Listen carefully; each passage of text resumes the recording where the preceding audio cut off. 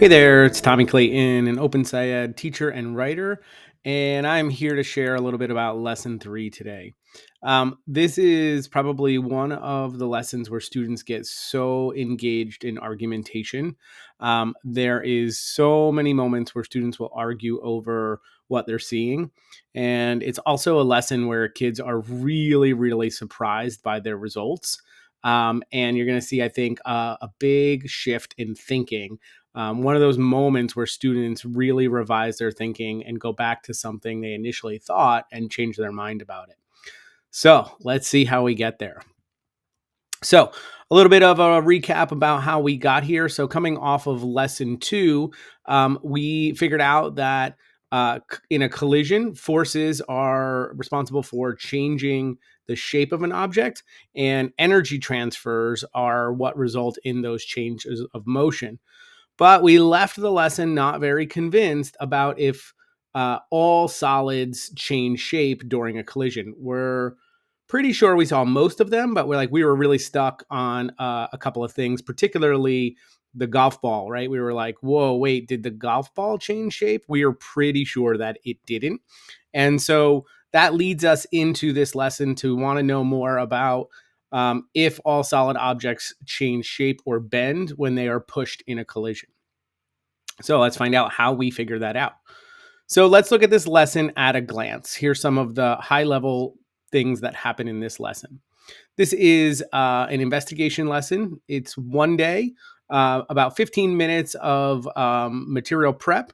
There is some hands-on investigation. It does not require the students to have their own devices. And there is an additional related video which will guide you through the setup for our laser detector. More about that coming soon.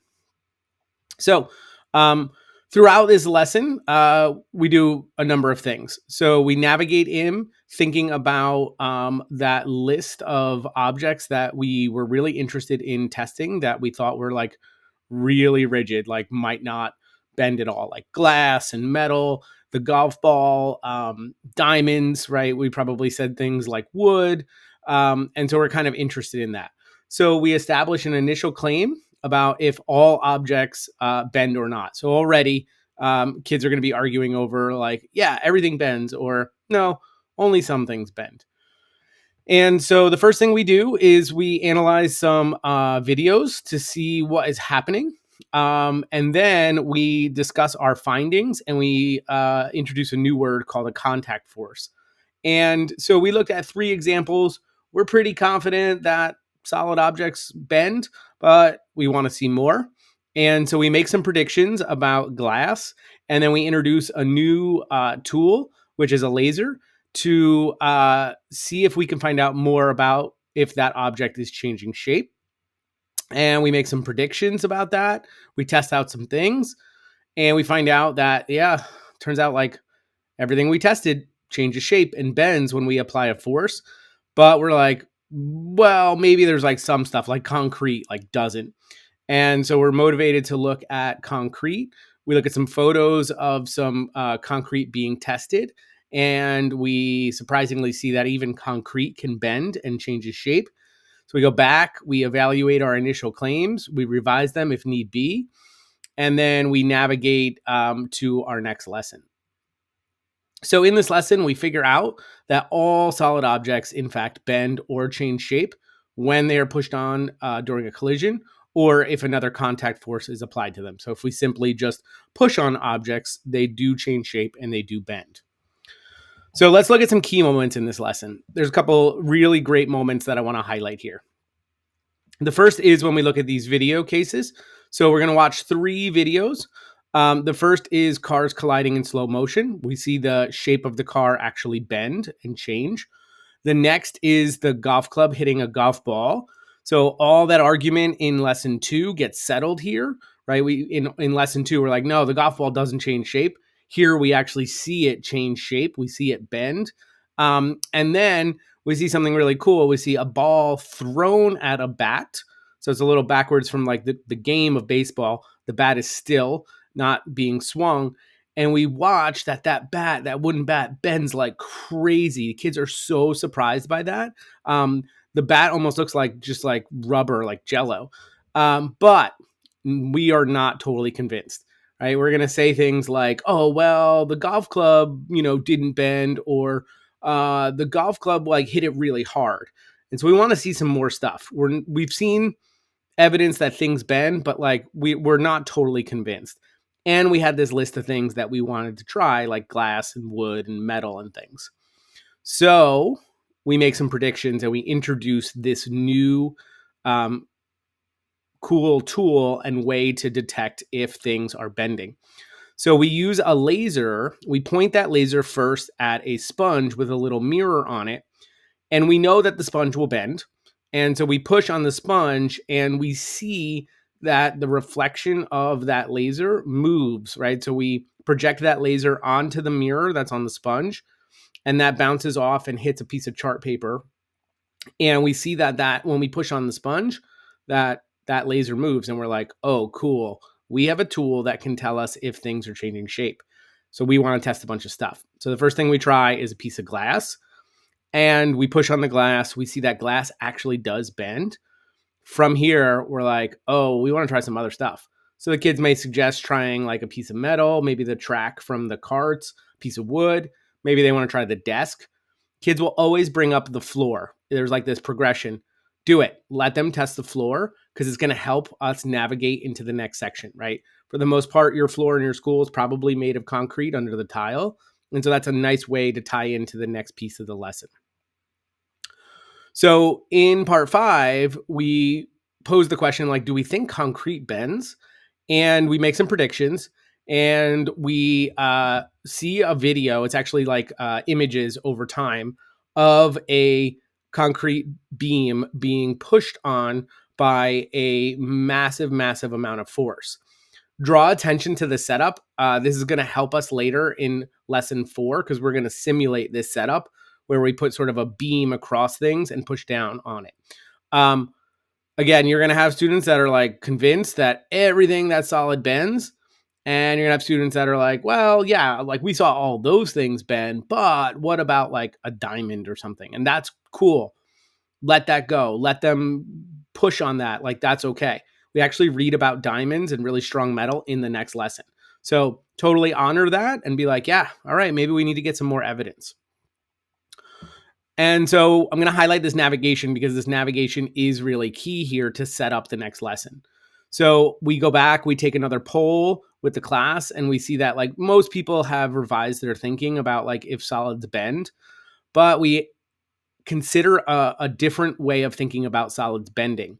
And that is, does any amount of force cause something to bend? Or is it like we have to push really hard before it bends? So in other words, like does just pushing on something very lightly cause it to bend? Maybe we can't see it. Or does it not bend until we hit like a certain amount of force? This is important because it sets up our next lesson where we need to think about like we need a tool that measures force, and we need to like do something kind of like the engineers we saw in the video. So lean into this navigation. This will really help us for the next lesson. So in the next lesson, we are going to find out more about the amount of force it takes to deform something. And we're going to discover cool things like breaking point and elastic limit, all sorts of fun stuff coming up in lesson 4. So here's some tips and tricks with the material management in this lesson. Be sure to watch that video and practice the laser setup before you do it with the kids. It's fairly simple, but it does require you to get the angles just right with the laser bouncing off of the mirror. You're going to want to have that laser on a rolling cart if you can, or just on a separate desk, somewhere separate from where the object is that you're going to be pushing on. If your laser has a push button and not an on-off switch, use a clamp or a clothespin to keep that laser on. So the investment in this pays off in the next unit. If you do 8.2 after this, the sound unit, we return to this to help us understand more about how objects vibrate. So great use of the time here. It will pay off later in a future unit. When you have the laser on a piece of chart paper or the board, be sure to draw a reference line so that the kids can see how far that dot actually moves. Because some things, like maybe if you do it on the desk, it won't move a whole lot. And with that reference line, you can really see that it still is in fact moving. And the kids, like I said earlier, are going to want to test other things. Let them do it, try lots of things, practice that.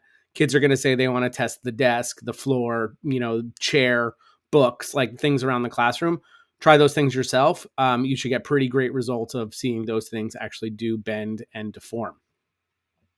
When they're watching the video, if you're projecting the video on a whiteboard, it's really helpful to draw the profile of the concrete beam, because they can really then see how far it bends. This will also help us in lesson 4. We measure how far something bends. So it'll start to paint that picture for them, and they can call back to that in lesson 4 when they're doing that experiment.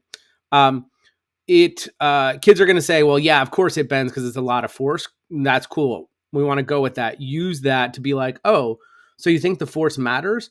Because that's going to help set you up for lesson 4. So if you hear kids saying like, well, yeah, of course it bends because it's a lot of force, like be like, oh, cool. Say more about that, right? That's great navigation. Kids probably will have lots of experiences with videos like this. They're going to bring those up like, oh yeah, like I've seen YouTube videos where people put, something in and squish it. And that's great, because that's what we're going to kind of do in the next lesson. So draw those experiences out, let kids share more about those. All right, so we have 2 new words that we introduce in this lesson. Contact force we add during part 3, and deform we add during part 6. And we're going to use those words a lot in our upcoming lessons. We have no real new posters in this. You may have developed a list of objects to test in lesson 2. So that might be the only thing that you're going to need. And you may want to use in this lesson and in the next when we find out more about what it takes to deform a solid object. All right, that's going to do it for us for lesson 3. I think you're really going to enjoy this lesson with your kids. You're going to really enjoy when they start to see that all solid objects bend. And you're going to have some really great discourse in the class that I think is going to be really, really engaging for your kids. Be sure to come back and check out lesson 4 and find out more about how much force it takes to get something to deform. Thanks, everybody.